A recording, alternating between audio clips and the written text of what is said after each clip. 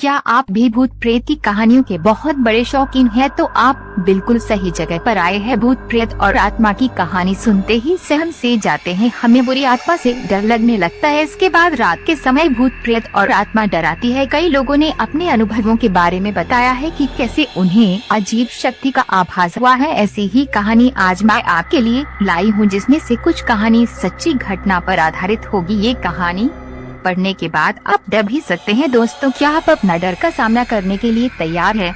तो लाइट बंद कर दें और एक कंबल पकड़ ले, चीजें डरावनी होने वाली है। कहानी का नाम है अधूरा सपना। तो चलो दोस्तों शुरू करते हैं। रात का समय था और राजेश की ट्रेन थोड़ी लेट हो गई थी, लेकिन किसी तरह हॉस्टल पहुंच ही गया। सामान रखकर राजेश थोड़ा सुकता यही होगा कि हॉस्टल में बहुत हलचल सी मच गई। सभी जूनियर कह रहे थे कि सीनियर ने बुलाया है। ऊपर छत पर टेरेस में सभी जूनियर छत पर पहुंचे तो उन्होंने छत पर देखा। दो सीनियर विनीत और आशीष एक कोने में बैठकर सभी का इंतजार कर रहे थे। न्यू फर्स्ट ईयर स्टूडेंट का और उनके चमचे इधर उधर आसपास उन दोनों को घेर कर खड़े थे। फिर उसके बाद एक के बाद एक सबका इंट्रोडक्शन हुआ और थोड़ी मामूली सी मस्ती हो रही थी कि कौन गाना गाएगा, कौन डांस करेगा। तभी अचानक आशीष की नजर राजेश पर पड़ी। फिर दोनों के दोनों सीनियर उठे और राजेश के कंधे पर हाथ रखकर आशीष ने कहा, अच्छा तो तुम हो नया आइटम, चलो कपड़े उतार कर नाचो बेटा। राजेश ने कभी सपने में भी नहीं सोचा था कि इतने अच्छे और बड़े कॉलेज में ऐसी गंदी रैगिंग भी हो सकती है। राजेश भी जिद्दी था। राजेश ने कहा, चाहे कुछ भी हो जाए लेकिन मैं नाचूंगा तो नहीं, और किसी ने अगर जोर जबरदस्ती करी तो फिर मैं कंप्लेन भी कर दूंगा। राजेश में इतनी हिम्मत देखकर बाकी जूनियर में भी अब हिम्मत आने लगी थी, लेकिन आशीष और विनीत दोनों बड़े दबंग किस्म के थे तो फिर ऐसी बगावत उनको रास नहीं आई। आशीष गुस्से में दांत पीसते हुए बोला, सुनो बेटा, इतनी जो क्रांति दिखा रहे हो ना, कुछ ही समय की गर्मी है। 4 साल इस कॉलेज में रहोगे तो बेटा हमसे बचकर कहाँ जाओगे, इसलिए जो बोला जाए और जितना बोला जाए उतना ही करना है, वरना 4 साल की जिंदगी नरक बना दूंगा तुम सबकी। आशीष की बात सुनकर राजेश को छोड़कर बाकी सबकी हालत खराब हो गई थी। राजेश डरने वालों में से तो नहीं था। राजेश ने कहा, हार तो मैं मानूंगा नहीं। गुस्से में राजेश छत की रेलिंग तक गया और थोड़ा रोते हुए बोला, तुम जैसे सीनियर की वजह से हम जूनियर कॉलेज में आने से तो क्या कॉलेज के नाम से ही डर जाते हैं, पर आज के बाद ऐसा कभी नहीं होगा। और इतना बोलते ही राजेश छत से नीचे कूद गया। राजेश की ऐसी खतरनाक चीख गूंजी कि पूरे हॉस्टल में आवाज आई और नीचे हड्डियां तक टूटने की आवाज सुनाई दी सबको। लेकिन डरे घबराए सभी लड़कों ने जब नीचे झांका तो वहाँ राजेश की लाश तो होनी चाहिए थी, लेकिन वहाँ राजेश की लाश नहीं थी। आशीष और विनीत दोनों ने सभी जूनियर को एक लाइन में खड़ा किया और चिल्लाते हुए कहा, यहाँ जो अभी हुआ है ना वे यहीं पर खत्म हो गया है। इसके बारे में अगर किसी को भी पता चला ना या किसी ने किसी को बताने की कोशिश भी करी ना तो बेटा अगली बारी तुम्हारी होगी। चलो निकलो अब यहाँ से, भागो जल्दी। अगले दिन सुबह रात की सारी बातें भुलाकर आशीष और विनीत जब क्लास में ही बैठे थे तब जानी पहचानी एक आवाज आई, मैं आई कम इन टीचर। आशीष और विनीत ने सर उठाकर देखा तो राजेश खड़ा था और टीचर कह रही थी, स्टूडेंट यह राजेश है, बहुत होशियार और समझदार लड़का है। हमारे कॉलेज में ये पहली बार हुआ है कि कोई स्टूडेंट सीधा 3rd ईयर में आ रहा है। टीचर ने एक एक करके जब राजेश को सबसे मिलवाया तब आशीष और विनीत के सामने आए तो राजेश ने कहा, टीचर इनको तो मैं बहुत अच्छे से जानता हूँ, कल ही मिला था इन दोनों से उस समय और हमारी बात भी बहुत देर तक हुई। और भाई लोगों क्या हाल है आप दोनों के? राजेश के इतना कहते ही आशीष और विनीत के तो होश ही उड़ गए थे। और जब क्लास खत्म हुई तो आशीष और विनीत ने देखा राजेश अब क्लास में नहीं है। उसके बाद दोनों ने पूरा कॉलेज छान मारा लेकिन राजेश कहीं नहीं मिला। लेकिन आशीष ने विनीत से कहा, चलो एक बार हॉस्टल में राजेश के रूम में जाकर देख लेते हैं। उसके बाद दोनों हॉस्टल में जाते हैं तो देखते हैं राजेश के कमरे का दरवाजा अंदर से बंद था और आसपास भी कोई नहीं था। अंदर क्या हो रहा है ये देखने के लिए आशीष और विनीत दोनों ने अपने कान दरवाजे से चिपका लिए और सुनने की कोशिश करते रहे। पहले तो फोन पर किसी के बात करने की आवाज आती रही नॉर्मल सी, लेकिन थोड़ी देर में अंदर से आने वाली आवाज सब पूरी तरह से बंद हो गई। और तभी किसी ने जैसे अंदर से दोनों के कानों में पुष्प फंसाते हुए कहा, कान हटाओ मेरे दरवाजे से तुम दोनों और यहाँ से भाग जाओ वरना अच्छा नहीं होगा तुम्हारे साथ। आशीष और विनीत वैसे तो पूरे कॉलेज के लिए सिरदर्द थे, लेकिन अब यह सुनकर दोनों के होश उड़ गए थे, क्योंकि दोनों यही सोच रहे थे अगर राजेश अंदर है तो उसको कैसे पता कि हम दोनों कान लगाकर सुन रहे हैं। क्योंकि दरवाजे में तो ना ही कोई छेद था और ना कोई और तरीका जिससे ये पता चल पाता कि बाहर कोई है या फिर बाहर कुछ भी है। दोनों यही सोच रहे थे, तभी उनको कल रात की बात याद आई। यही सोचकर आशीष और विनीत ने अपने कमरे की तरफ दौड़ लगाई और कमरे में पहुंचते ही सीधा दरवाजा बंद किया दोनों ने। उसके बाद तब दोनों को थोड़ा राहत सी आई। कमरे में ही दोनों की सारी शाम बीती, पर अब रात का समय आ गया था। आशीष और विनीत दोनों डिनर के लिए डिनर हॉल में गए। दोनों ने डिनर करा, लेकिन उनको कहीं पर वहाँ राजेश नहीं दिखा। तब दोनों चुपचाप अपने कमरे में आए और थोड़ी पढ़ाई करी, फिर दोनों लेट गए। ऐसा अक्सर होता नहीं था, क्योंकि दोनों हॉस्टल के सबसे दबंग किस्म के स्टूडेंट थे, इसलिए रात को कभी इतनी जल्दी सोते तो नहीं थे। लेकिन आज तुरंत लेट गए। दोनों को लेटे हुए लगभग 10 ही मिनट हुए होंगे। तभी आशीष, जिसके कमरे के बगल में ही बाथरूम का दरवाजा था, उसने करवट बदली तो उसकी आंखों के सामने ही बाथरूम की लाइट का स्विच ऑन हुआ और लाइट जली। आशीष को नींद में लगा कि विनीत गया होगा और तभी उसकी स्विच पर जमी हुई आंखें चौड़ी हो गई जब उसने देखा कि बाथरूम का स्विच अपने आप ऑफ हो गया। आशीष घबराया जरूर, लेकिन वह उठकर बाथरूम की लाइट जो ऑन ऑफ हो रही थी उसको रोकने के लिए उसने स्विच पर हाथ रखा ही था। तभी आशीष को साफ समझ में आया कि उसके हाथ के ऊपर किसी और का हाथ भी है और धीमे धीमे उस हाथ का दबाव बढ़ता जा रहा था। इसकी वजह से देखते ही देखते वह स्विच चटकने लगा था और देखते ही देखते छोटा सा वह स्विच बोर्ड टूटा और आशीष का हाथ सीधा जाकर नंगी तारों पर लगा। बिजली के झटके से चीखता हुआ आशीष वहीं पर चिपक गया। आशीष को बिजली के झटके से इतना खतरनाक करंट लगा कि आशीष तुरंत वही बुरी तरह से झुलस गया और आशीष को फिर तुरंत जल्दी से हॉस्पिटल ले जाया गया। कोविड-19 की दूसरी लहर चल रही थी, इस वजह से कोई हॉस्पिटल वाले अपने यहाँ ऐसे किसी भी पेशेंट को एंट्री भी नहीं दे रहे थे, इसलिए आशीष को शहर के सबसे बड़े हॉस्पिटल में लाया गया।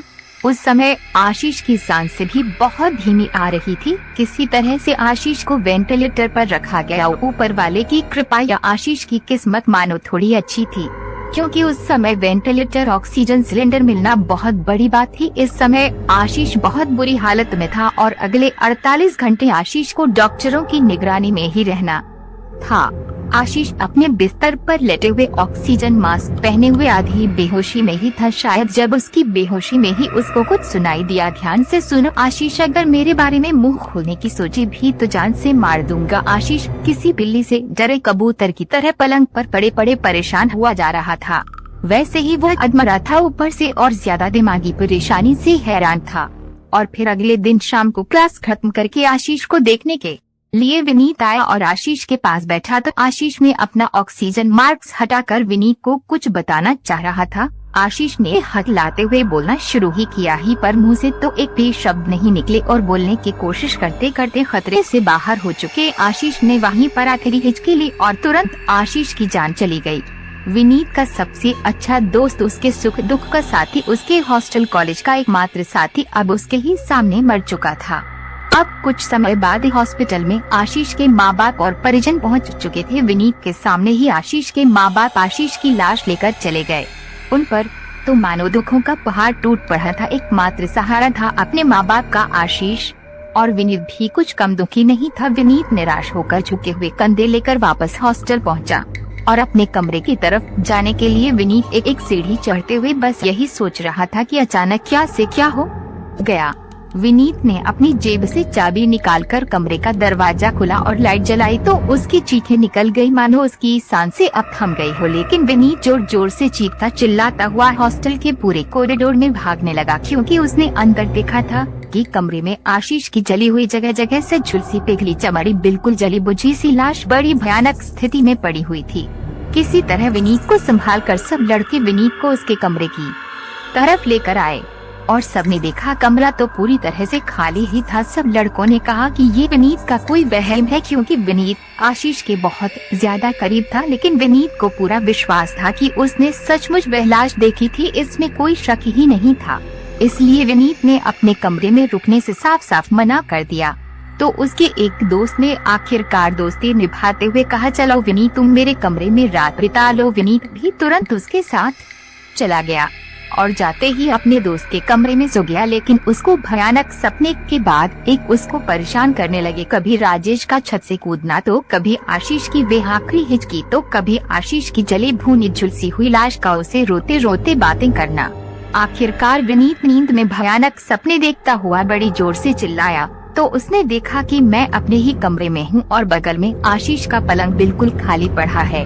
विनीत बुरी तरह से घबराते हुए डर से कांप रहा था और आशीष का पलंग खाली था। विनीत उसी खाली पलंग की तरफ लगातार देख रहा था और डर रहा था, लेकिन उसकी दिल की धड़कन तेज हो गई जब बाथरूम का स्विच ऑन हुआ और तौलिए से मुंह पोंछता हुआ आशीष बाहर निकला जैसे कुछ हुआ ही नहीं था।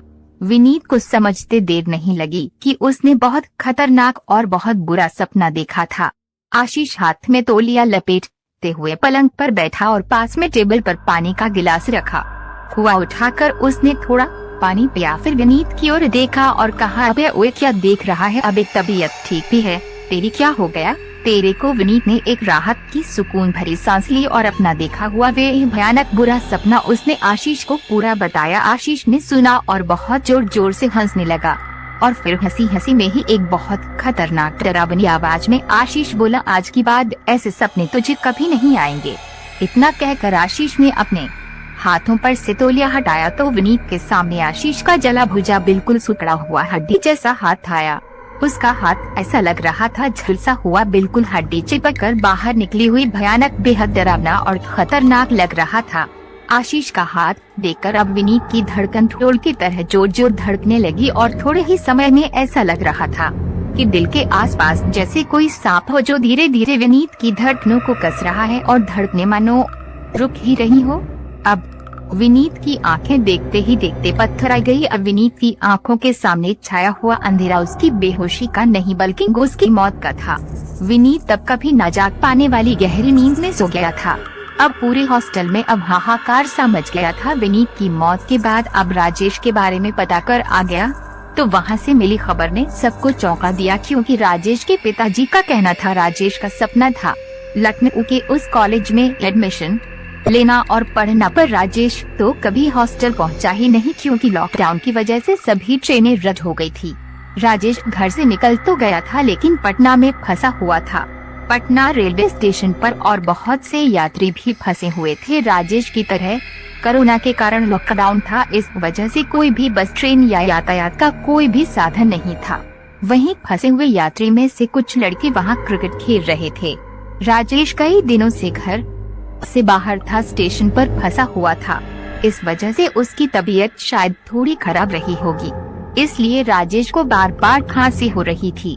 खांसी जुकाम के कारण राजेश स्टेशन के बेंच पर ही बैठा हुआ हम लोगों से फोन में बातें कर रहा था। हमारा फोन चल ही रहा था, फोन कटा भी नहीं था। तभी उसी समय जो लड़के क्रिकेट खेल रहे थे उन्होंने कहा इसको कोरोना है। राजेश ने उन्हें समझाते हुए कहा ऐसा कुछ भी नहीं है, लेकिन वह लड़के कहाँ मानने वाले थे। उन सब ने मिलकर राजेश को जब तक पीटते रहे बैट बल्ले लाठी डंडों से, जब तक राजेश मारते रहे और मार मार कर उन सभी ने राजेश को बिल्कुल अधमरा कर दिया और किसी ने पुलिस को न बुलाया और न ही पुलिस मौके वारदात पर पहुंची। उन लड़कों ने राजेश को अधमरे हालत में प्लेटफार्म की तीसरी मंजिल से नीचे फेंक दिया। राजेश की चीख पूरे प्लेटफार्म पर बड़ी तेज गूंजी और नीचे लोगों ने हड्डियां तक टूटने की आवाज सुनी। उसके बाद पुलिस को राजेश की लाश मिली। कहते हैं राजेश ने हॉस्टल के विनीत और आशीष को मरने से पहले स्टेशन में जो लड़के मिले थे उनका भी यही हश्र कर दिया था। राजेश ने अपनी मौत के 1 वर्ष के अंदर ही उन सभी हत्यारों से अपना बदला ले लिया था। दोस्तों, आज की कहानी आपको कैसी लगी कमेंट बॉक्स में जरूर बताना और ऐसी ही सच्ची और डरावनी कहानी सुनने के लिए हमारे चैनल से जुड़े रहना और मजे लेना खौफनाक भूतिया कहानी का। और अपना ख्याल रखना। बाय दोस्तों।